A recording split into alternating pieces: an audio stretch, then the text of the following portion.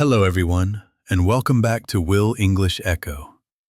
I'm Emmanuel, and I'm really happy to be with you today. Hello, Emmanuel. Hello, everyone. It's so nice to spend this time with you again. I really enjoy these conversations.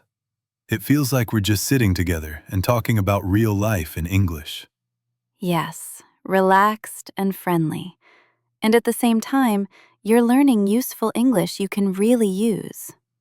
If you're new here, welcome to Will English Echo. We help you improve your English with slow, natural conversations.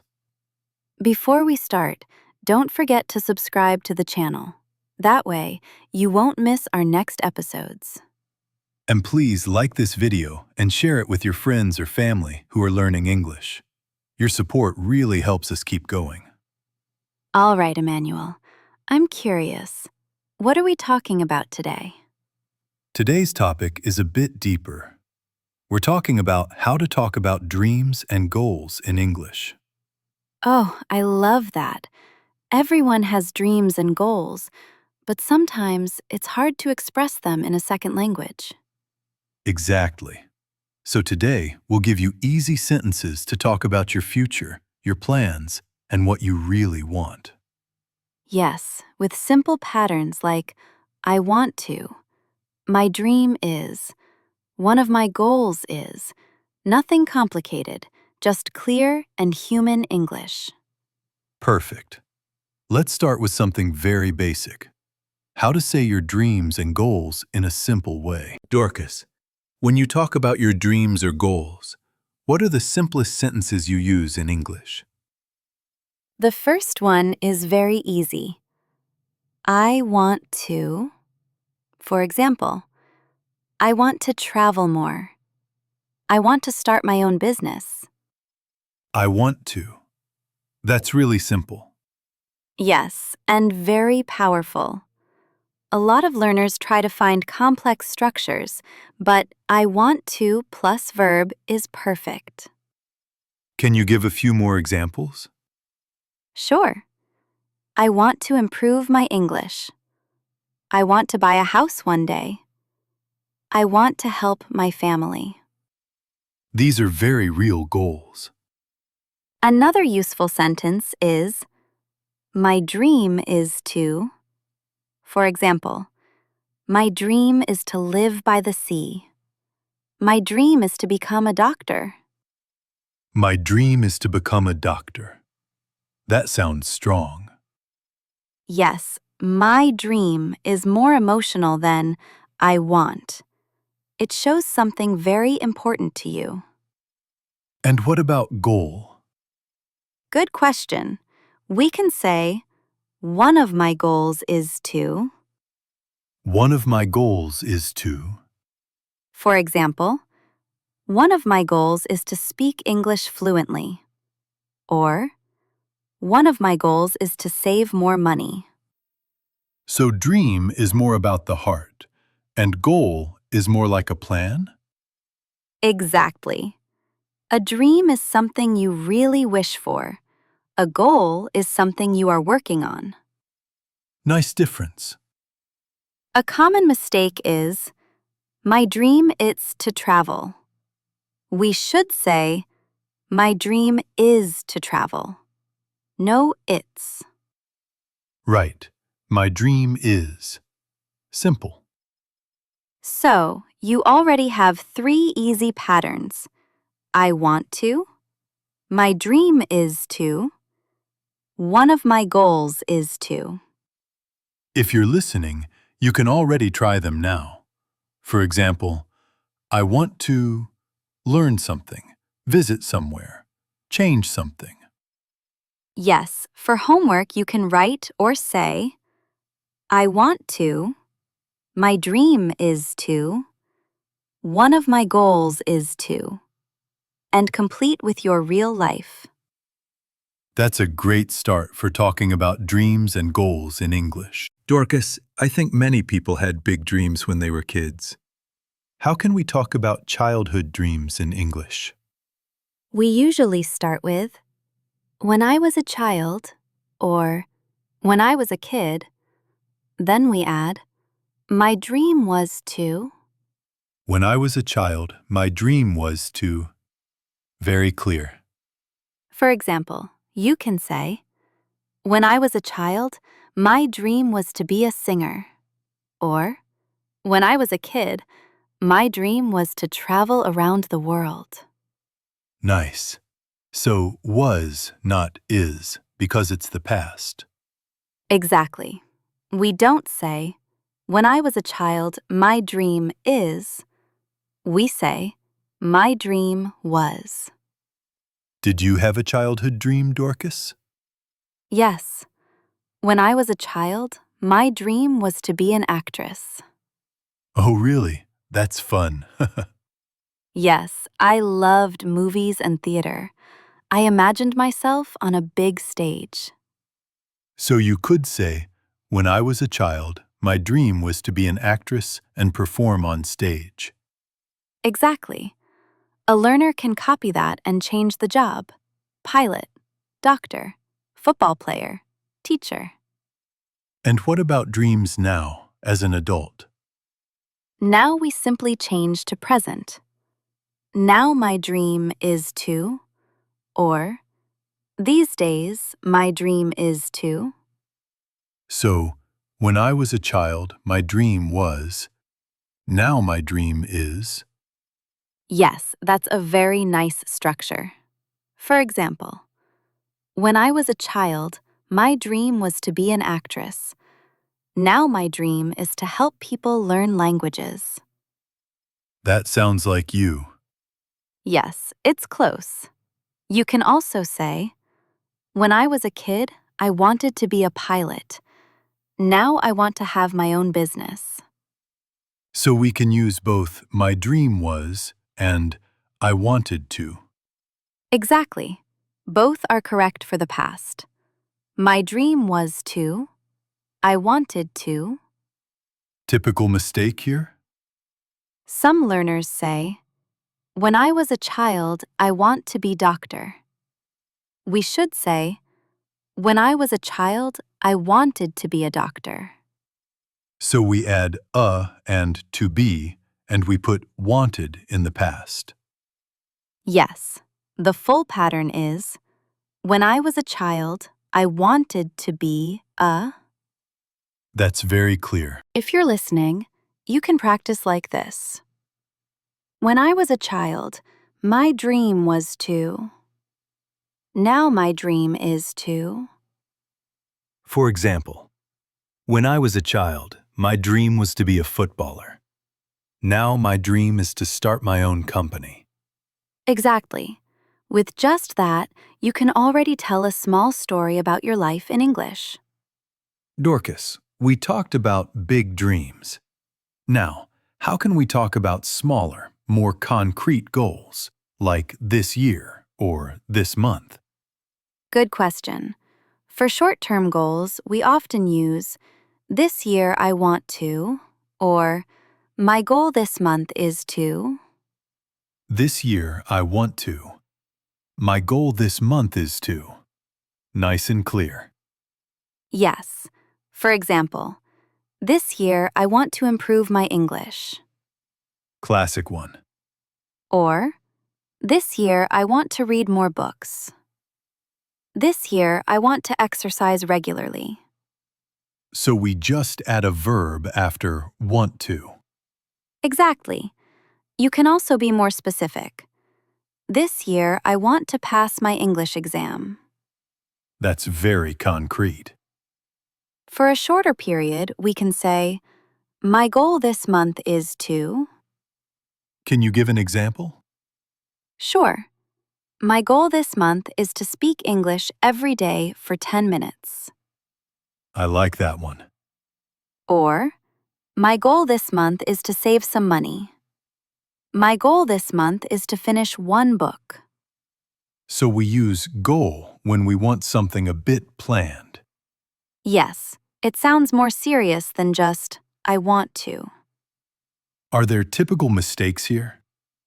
Yes, some learners say, my goal this month is to learn English. We need to. My goal this month is to learn English. Right. Always is to plus verb. Exactly. The pattern is my goal is to plus verb. Do you have a personal example, Dorcas? Yes. For example, I can say, this year I want to travel to a new country. Nice. And my goal this month is to wake up earlier and have a calm morning. That sounds very healthy. If you're listening, you can practice like this. This year I want to, and my goal this month is to. For example, this year I want to change my job.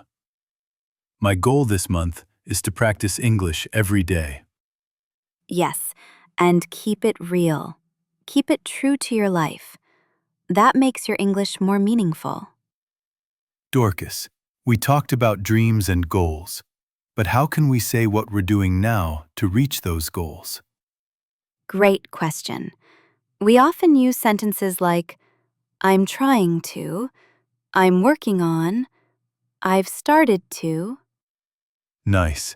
3 very useful starts. Yes. For example, I'm trying to practice English every day. I'm trying to practice English every day. This means you are making an effort, even if it's not perfect. It shows progress, not perfection. I like that idea. You can also say, I'm working on my English pronunciation, or I'm working on being more confident. So, I'm working on is about improving something. Exactly. You work on a skill, a habit, or a part of yourself. Can you give a few more examples? Of course. I'm working on my health. I'm working on my CV. I'm working on my communication skills. Very real life. Another nice structure is I've started to, or I've started ing. For example, I've started to read in English at night. I've started to read in English at night.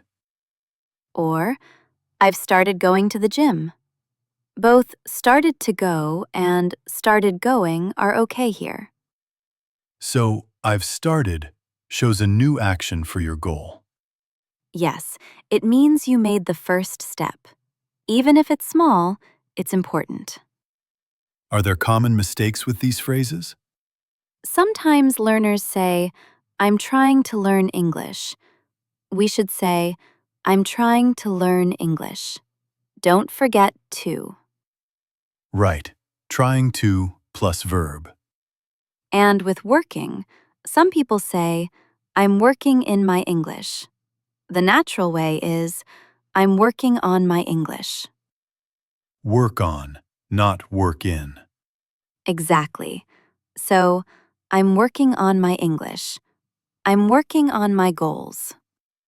And you, Dorcas, can you give a few more examples? Yes, I can say, I'm working on being more disciplined with my time. Nice one. And I've started to journal in the evening to reflect on my day. That sounds really healthy. If you're listening, you can practice like this. I'm trying to, I'm working on, I've started to, and finish with something real from your life. For example, I'm trying to eat better. I'm working on my English speaking. I've started to wake up earlier. Yes, exactly. With these sentences, you don't just say your goals, you show the action behind them. Dorcas, dreams and goals are beautiful. But often people also have fears and problems, right? Yes, that's true. And it's important to know how to talk about those in English too. So what are some simple sentences we can use? A very common one is, I'm afraid of. For example, I'm afraid of failing. I'm afraid of making mistakes. I'm afraid of making mistakes. That's something many English learners feel. Exactly. You can also say, I'm afraid I won't succeed. So, I'm afraid of plus noun verb ing, or I'm afraid plus sentence. Yes, that's the idea.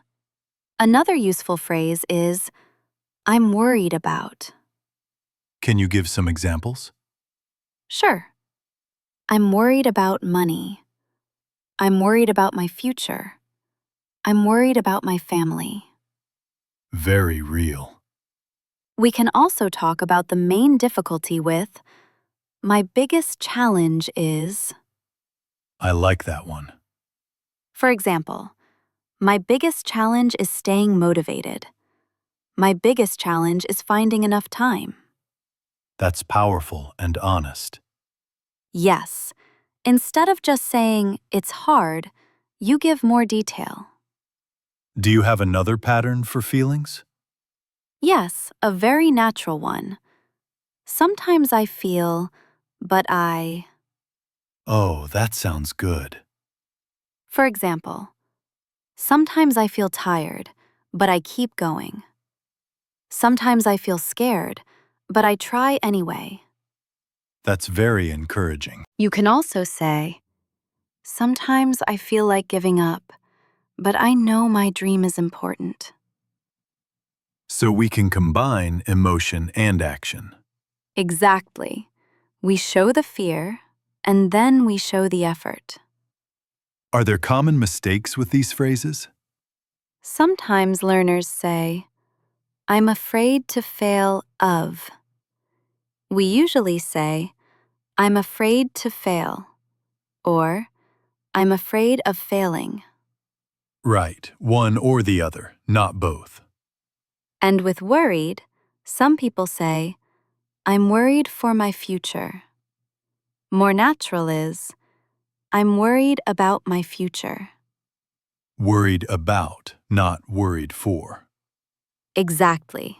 So, I'm worried about my exam. I'm worried about my job. Do you have a personal style example with all of that together? Yes, something like, my dream is to start my own business. My biggest challenge is money, and sometimes I feel scared, but I'm working on a plan. That sounds very real and very clear.